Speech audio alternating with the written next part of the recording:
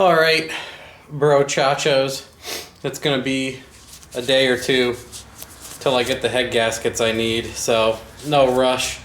I mean, I could slam this thing back together and have it in maybe tonight, but I won't even get the head gaskets in time. And as much as I do want to reuse the ones I have just for fun, I'm not, it may or may not have hurt, like lifted or just made those other gaskets angry. So I have spare pistons and rods, so for now I'm gonna fix this guy. I figured I'd just let you know. Look at the difference. Let me zoom in on those. Yeah, you see that nice bend versus the straight one? And then it's even bent in the other axis also.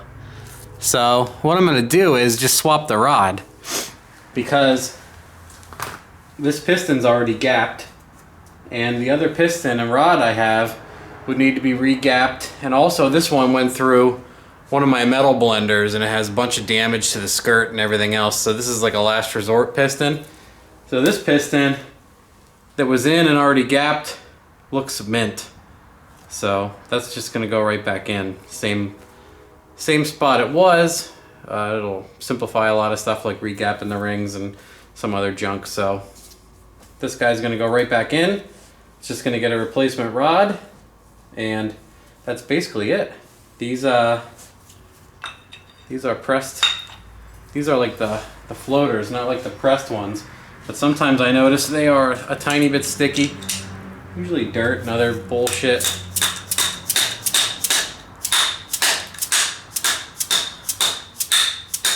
Actually just hit them with put like an 8mm in there, lines up, can't come out, knock it in there.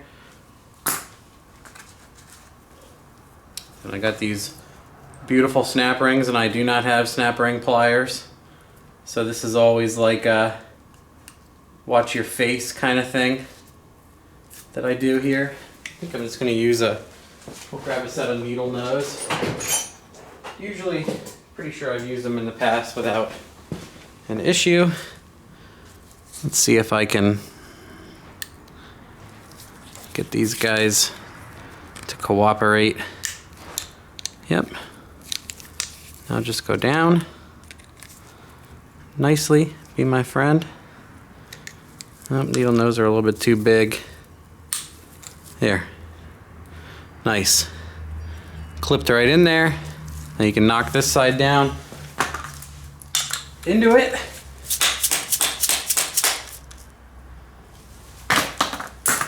Get the other ring. Snapperoo. And hopefully I get this on there. Huh. That's it. It worked out better than expected. So, Roddy McRodderson is ready to go. We'll hang this guy on the wall in the Hall of Shame over there. And, he did some nice work. And that's about it. We'll just put this guy back in and check out the other ones. Not much else to it.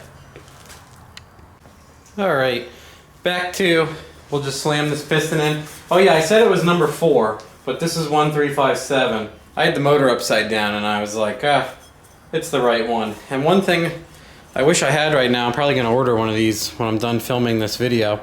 I have this Summit tapered bore install tool. I think I've showed it before on other videos where you just slide it in. This is for like a 5.3 or a 4.8. It's $378. I gotta get a 4-inch one because once you've ever used one of these, they're only like 35 bucks. Once you've used one of these, you don't want to use anything else. You just slide the piston in, and you get the skirt out below so the skirt can grab and it lines itself up, and you go blop. Thing goes right in. They are incredible.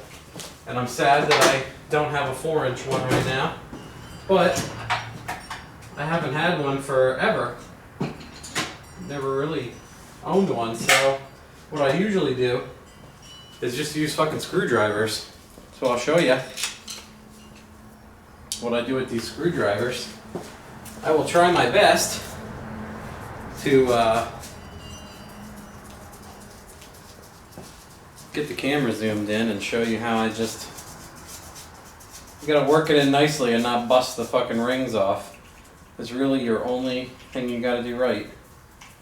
I'm just taking the rod apart quick. Let me turn this around so I can see what you guys see. Just taking the rod end off. Ta-da, that's it. And then, man, I can't believe this thing smells like it's been in a bath of E85. Incredible. And just gonna drop this guy in here. It's already gapped. So I have shown that before. Let's see what we can do here. I'm gonna leave this far out of the way so I don't fucking hit it. Yeah. That's pretty good, right? Right about there. Yeah. Show you what I do with this ring. Anyway, there's a hole, not a hole, like a pin in the top of the piston. See that? That little nipple? That goes towards the balancer. So you just gotta get that guy lined up. And then the oil ring usually goes in pretty easily. Not a big issue there. And then let's get our semi lined up. Help those oil rings out a little bit. Yeah, they're going right in. So what are we at? We're at the first. Balking you. This guy, we just gotta push it in. Try to get the piston a little bit offset so that this bottom stays and you can work on the top. And then like right now it has poked out too far in the top. So what I gotta do is bring it back up a little bit. Yeah, this would take literally 5 seconds with the tapered install tool. It's a joke. But this is the way I have done it for a long time, so it doesn't really bother me that much.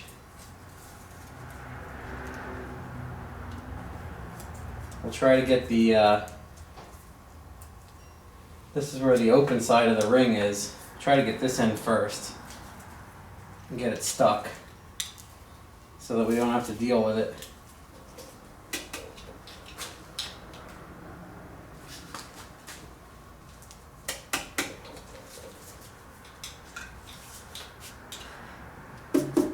Little pump. Poking out again up top.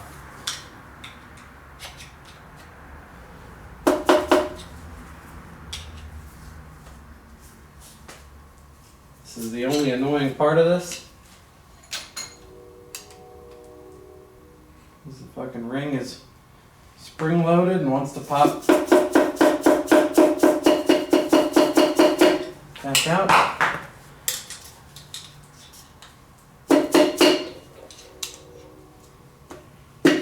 Here we go. Now we're on the top ring. And we'll do the same thing.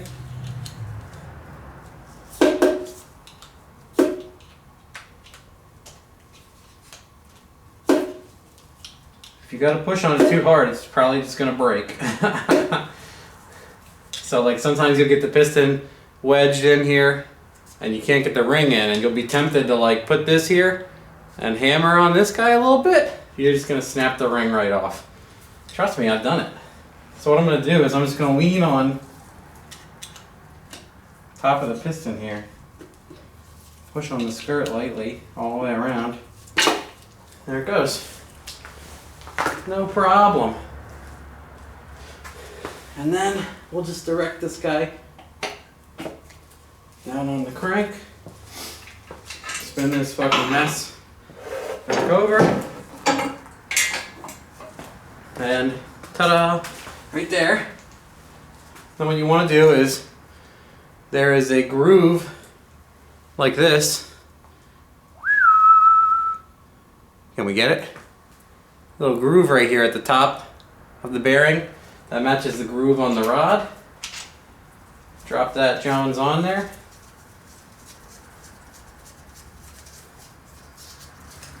And now normally what I do is I use my Harbor Freight clicker. And what these do is, we've done some tests. What I got the expensive digital one for was, you're supposed to do 15 or 18 foot-pounds. I gotta look it up quick. Right around there, almost the same amount. 15 or 18. It goes click, you get 15 foot-pounds. You go, you get 15 foot-pounds again. And then you're supposed to put 90 degrees into it, which we had a funny thing the other day on Sloppy, where a guy was bitching about how he doesn't have an angle gauge, he doesn't know what 90 degrees is. It's a quarter turn, bub. You go from the top, go from 12 o'clock, down here 3 o'clock. Or if you can swing it, you go from 3 o'clock to 6 o'clock. Like right here, it's halfway. You just go, it's a quarter turn. I mean, don't make it hard on yourself.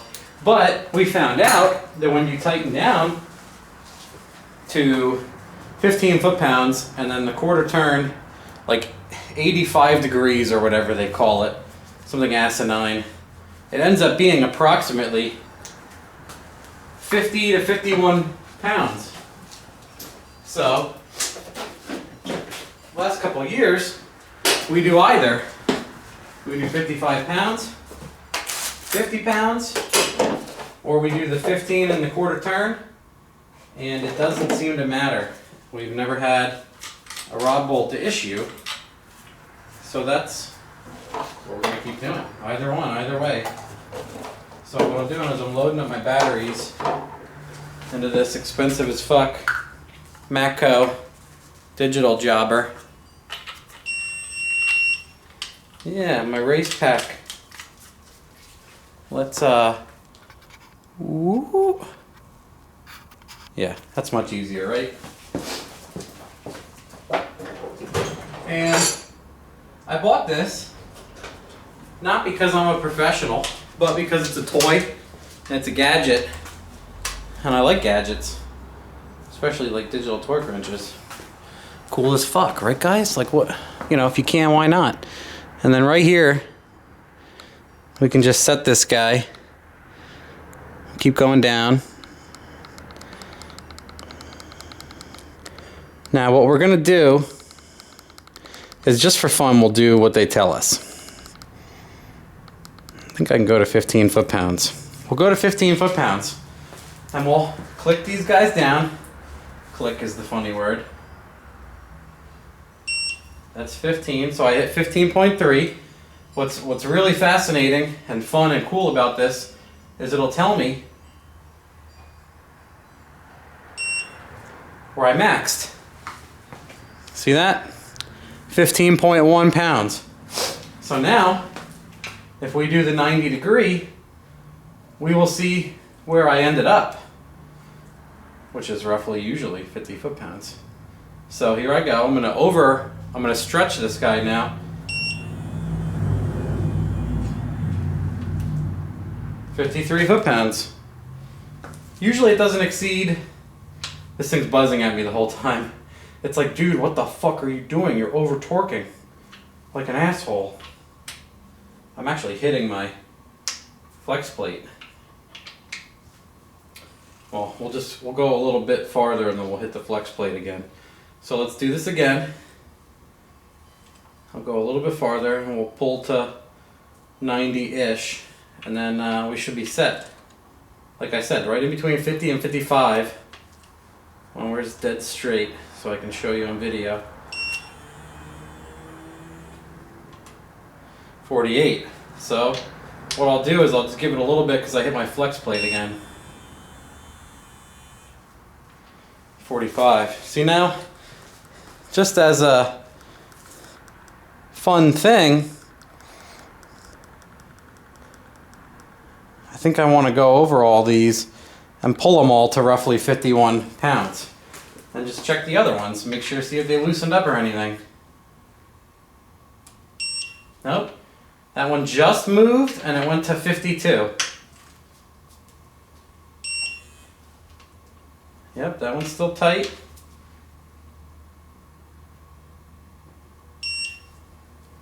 51. 51. Moved, just barely moved, and it went to 51, so it's like right there. That one didn't move. So they're all, you know, they're all pretty much there, like I said. And I've said this a bunch of times, and obviously use with caution. I'm not an expert, but if you want to do your raw bolts, you just reuse the stock one and put it right out 50 to 55 pounds, whatever. You'll be fine. Uncle Matt says you'll be fine. So that's about it. Okay, I ran my heater for a little. It's fucking in the 30s in here. So I figured what I would do for now is just put the pan stuff back together, because I'm basically done with this till I get head gaskets and shit for my buddy. So I'll grab the 13 wherever I fucking left it. As soon as I find it. There we go. And we'll blitz this guy back on. It's funny, like, I can work super fast when I have stuff, but I don't have anything right now, so.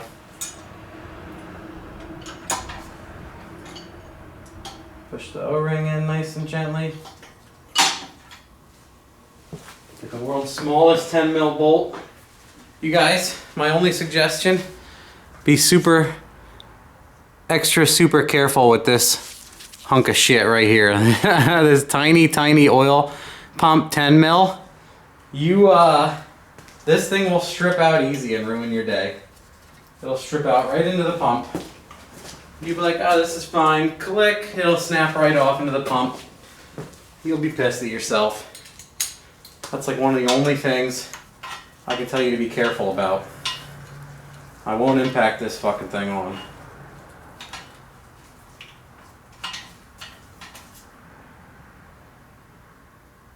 Yep, just fucking like spark plug tight. It's not gonna come out. You'll be fine. Then I got all my guys here. Throw the pickup ones on. My pan has a little bit of sludge in it, and that's from RTV and other, like this motor was a disaster. If you look at the outside of it, I posted pictures many times, and maybe I'll throw some up during this clip. This thing was completely filled with like water, oil, pancake mix. Water got into the motor when it was sitting, and it was just disgusting. I took it all apart and hosed it out with diesel fuel. Not even kidding. I sat in here with my weed sprayer and sprayed the whole thing down with diesel fuel. And it did a surprisingly good job. It smelled in here forever.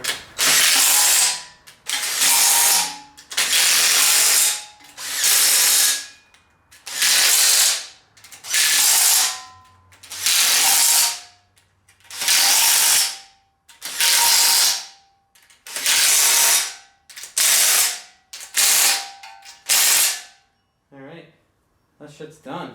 I'm letting my pan soak for a little bit. Oh yeah, every now and then people ask me, I mean, I hate using air tools anymore. I gotta show you. I've had for the longest time, I mean, I beat the living trash out of this 18 volt 1/4 inch impact forever. I mean, this thing has taken more of a beating than anything I can think of. Sometimes when I fire it up, it just pours smoke out of it. It still kind of works. The batteries are really tired. So I got the 20 volt set maybe a year ago, the drill and the impact gun.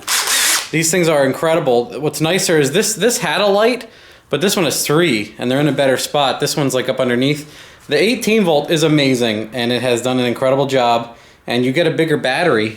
I figure I'll talk, everyone asks me about these all the time.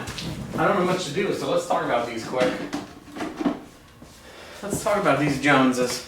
So I got this 18 volt battery. I wrote, you know, 514 on it. Listen, watch this.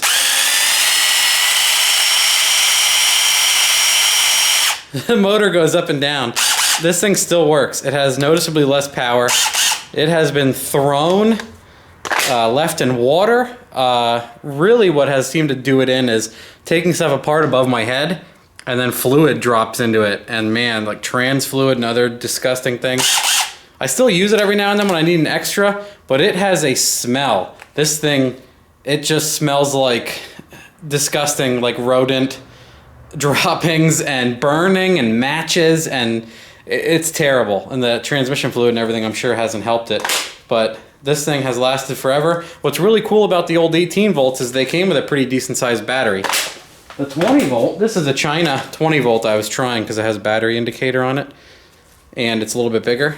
It's a 4 milliamp hour. These are pretty cheap, and they're amazing because they're so light and small. They're so much smaller than the other ones. The only issue is if you're going to use them a lot, like I use them all day, you got to make sure you got more batteries than just the two. You might want to get one or two more. The battery is awesome because it charges in like 30 minutes, 20 minutes even. It's so damn small, but it doesn't last as long. It dies off a little earlier, but I feel like my 18's really worn out, but this 20 volt certainly spins faster, and I feel like it has a tiny bit more power. But let's get to the root of this. The coolest thing about these is everything on an LS motor is like 20 some foot-pounds. These bitches max out at like 20 some foot-pounds. So you've seen in my videos where I literally slam everything together with these 20 volt and 18 volt cordless accessories because they are incredible. I am ringing. I will be back. So yes, that was my dad. He stopped by to check this stuff out. He loves watching it. Anyway, back to this stuff. What sucks is it comes with smaller batteries, but for most people that's not a big issue. You can just buy the bigger battery.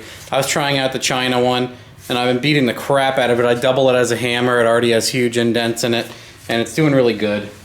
And the other thing, I didn't even know these existed until maybe a year ago, and these are incredible because obviously when you're trying to put in like converter bolts or something with this Jones, it's super hard to get up in there, but this guy, you can just breeze in there and blend them right in. And just like in the video where you saw me pulling out the exhaust manifold bolts, yeah, that is a tedious, annoying thing that takes forever. And this is one of those things that I already work pretty fast. I know I do. I'm trying not to be egomaniac here, but everyone says I work fast, and I know that I work faster than most people. I cut a lot of corners and just hammer shit out, and I don't care. So this helps me do that. Helps me speed up. Anyway, yeah, this is incredible for like converter bolts and everything else. And what's cool about it is it will stop at a certain amount of torque and not smash your hands. Which in Air One, I don't know if Air Ones have like a slipper clutch, but watch this. It stops. And I'm not like trying to really hold this thing super hard. It'll, like right there, it'll lurch and stop. It hits like a torque limit. So it'll never smash your fucking hands. But what's nice is that's tight enough. Trust me. It gets really tight as is. You only, if you put a manifold bolt down in with this guy, oh yeah, the other amazing thing is it has a light. You can just tap it and the light will come on. It has a battery meter on the tool. You can see how much battery you have while you're using it. It'll never smash your hands, and it's pretty tight. It goes pretty damn tight. You're gonna wanna get a wrench on there if it's like a converter bolts and give it that last, I'm gonna blow the fucking head off of this bolt just to make yourself sleep better at night. But this is incredible. I really can't say enough good about it. It seems like it's gonna be one of those things that eventually dies a death of transmission fluid and other things, but for about $100 it is easily worth its weight. And it came with like the really small batteries, so I bought these bigger ones. Same thing. They sell tools now with tiny ass batteries to keep the price down, and assuming that most people are not going to use them very long. So why the hell put giant batteries and everything? People can buy that at their leisure. Alright, well, we're checking out the rest of the block here, and we want to make sure all the pistons come up to the same height and put a dial indicator on it just for fun, because some of these look like they're below the deck or even with the deck, and the other ones are coming up above the deck. So we got this dial indicator on, and we reset it for about 0 to be close to 0 anyway. So turn that one over. Yeah, it's like 10 below deck, which is what we saw when we had it around 30 and 40. Or no, it was going to 80 and the other ones are going to 90. Right. So which is the one we just replaced? The one right next to it? I'll get that in the center, close enough to it. Now I'll move this guy over. We moved it over to the piston I just replaced. And we'll swing it up. Come on, focus. Why won't you focus? There it is. Hey! Coming around. Yep. It's at least 8 thousandths. It's about 8 thousandths low. And we saw that on... It's only the pistons on that side, right? Yeah. Did we check all of them on this side? Well, that's the one you replaced. We pulled these two because And they look slightly bent. yep, the rods have. Because they look like they were below deck. But then this one we checked was below. So you're at what? This one was below deck. 135. And it's hard to see. It's hard to see, but there is a dip, I believe, and my dad believes, in the middle here. Put my hand behind it, it's focusing on the truck. Right here in the middle, there looks like there's a dip. Right?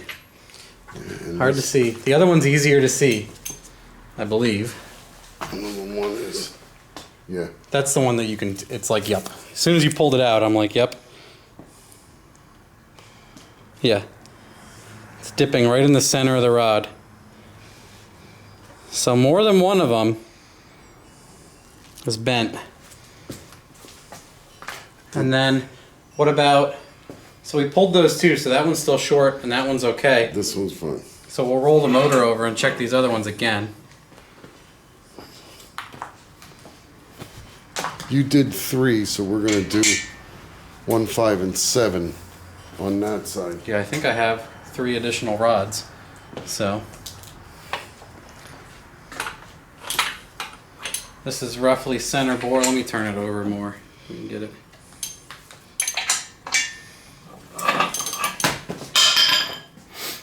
Normal. What do we got? So it should be close to 0, and the short ones are closer to 90.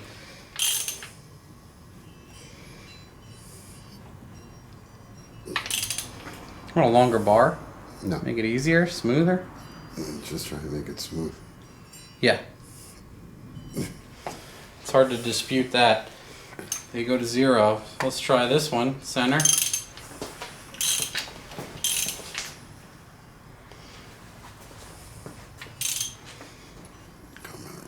Yeah, 0. Less than a half a thousandths off of that one. Oh, thank you. We'll do the back. We'll do the front one next.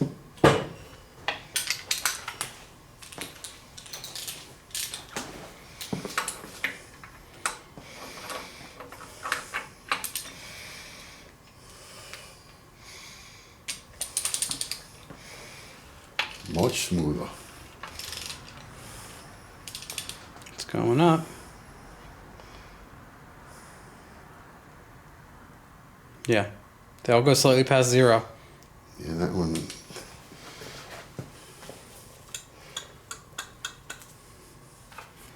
We'll do the end one. I gotta flip it. Oh well. Won't see that one. Yeah, go for it. You could have moved it a little bit too. It's not straight down.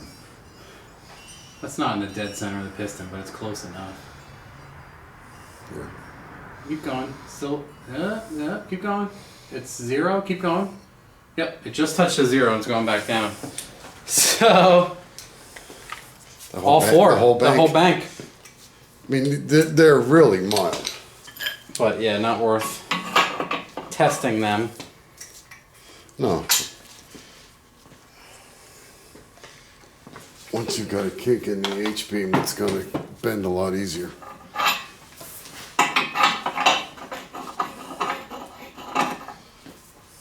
Go back and do these again. Is that straight? That's where we had it, I believe.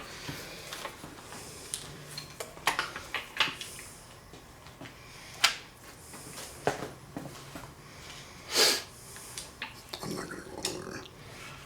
Bring it back up. Yeah, just come off the cage and then touch the, yep, 90. That's bad. And then this is the one we replaced.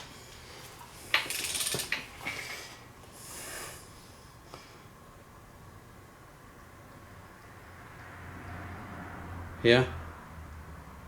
2 over, just like this side. So everything on this side is average of 10, 12 thousandths lower. Except for the one I swapped. Yeah, that was really obvious. Well. It's a good thing that... Glad we looked at it. You know, I wanted to look at all of them anyway. But an easy thing to do is just... Obviously, they're not coming up to the deck within 5 of each other. 10, 15 lower. Yeah. To yank those. Okay, so after we found out this entire side has short pistons, by using a dial bore, what do we do? This one? This one. This and that. Well, This was the new one. We already checked this one. So this one was like 10, 15 below, and now it's slightly over 0. Yep. So we just did this one, I believe, right? Let me get it in the center. All right, and we'll see if it comes up to 0 or past it. Very close to 0 now. Let me go over here.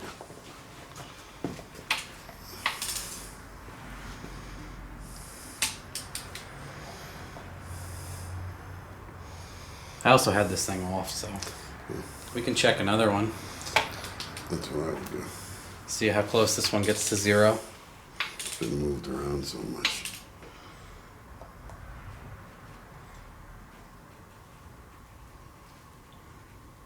That's about it. Yep, it went almost to 10. That one. Let's put this one high and back.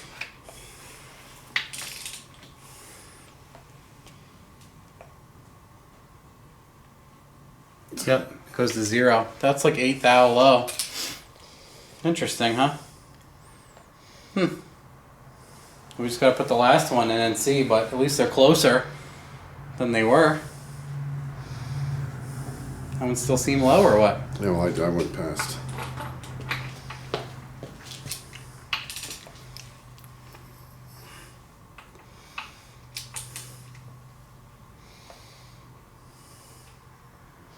I mean, it's also a Harbor Freighter, and we're moving it to other parts of the block. It isn't Still not depressed. high? Nope.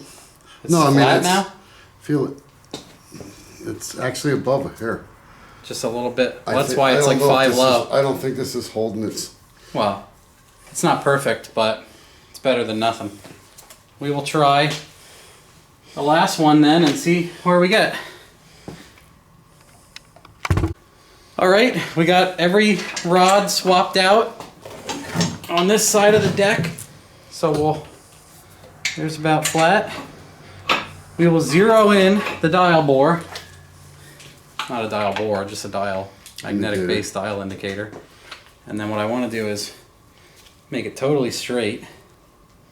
Right about there. Yeah, it looks good on this side. This is your fingers. I'll call Ryan Gregory. Corey No, O'Brien. that looks a lot better. Look good from your house? We were on. I'm going to turn the motor back so when you pull it doesn't. Right? Yep. And we'll see where this one is and we'll check the other ones with this measurement. A little sticky. I should have sprayed it a little. You come back. Hang on a minute. It was right around this 40, so I'll just get up there close.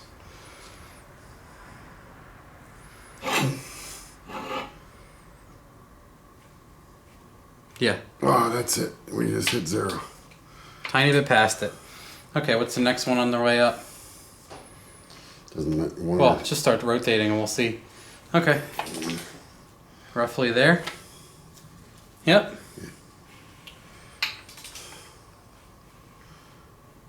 Yep, slightly past 0. 2. Okay, and I think this one's next. Yep, hold on.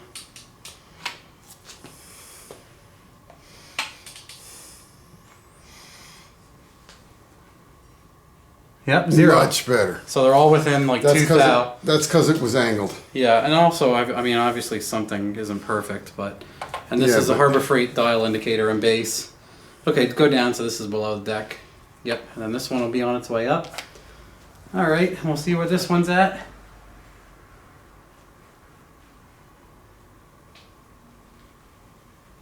like almost 8. That one's pretty high, but again, we're on the other side of the block.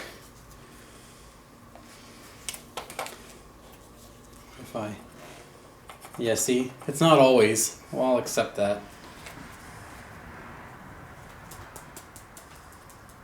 Well, now it says, instead of being high, it's a little bit low. Well, I went over a little. Ah, Hang on a minute, let me bring it back up.